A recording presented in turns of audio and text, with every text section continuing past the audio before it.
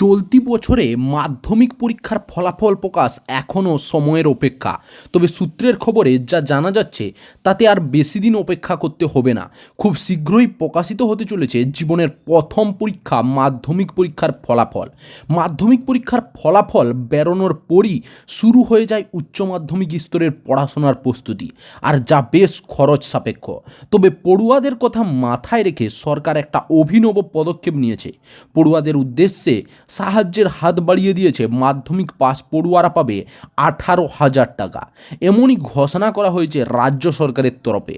আসলে মাধ্যমিক পরীক্ষার পর এই রাজ্যের অনেক পড়ুয়াই আছে যারা পড়াশোনার পাঠ চুকিয়ে দেয়। অনেকে অর্থের অভাবে এই কাজ করে থাকেন।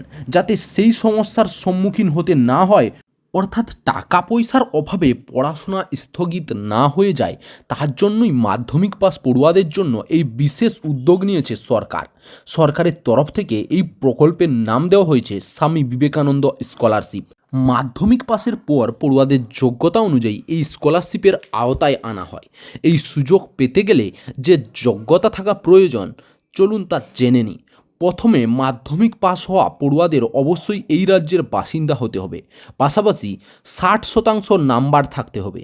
যদি 60% নাম্বার না থাকে তাহলে এই সুযোগ পাবেন না। এছাড়া পড়ুয়াকে অবশ্যই পশ্চিমবঙ্গের স্বীকৃত কোনো বিদ্যালয় থেকে পড়াশোনা করে পাস করতে হবে। এর পাশাপাশি মাধ্যমিক পাস করা পড়ুয়ার পারিবারিক বার্ষিক আয় 2.5 লক্ষ টাকার কম হতে হবে। আপনাদের জানিয়ে রাখি, উচ্চ মাধ্যমিক ছাড়াও স্নাতক স্নাতকোত্তর স্তরের জন্য চালু রয়েছে এই স্কলারশিপ। এই স্কলারশিপের সুযোগ পেয়েছেন ইতিমধ্যে বহু পড়ুয়া। আবেদন করতে অবশ্যই https://svm.wbhed.gov.in এই লিঙ্কে ক্লিক করুন।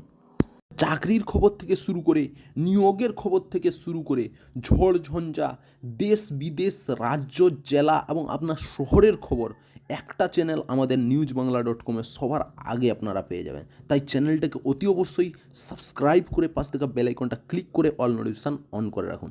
জয় হিন্দ, জয় ভারত।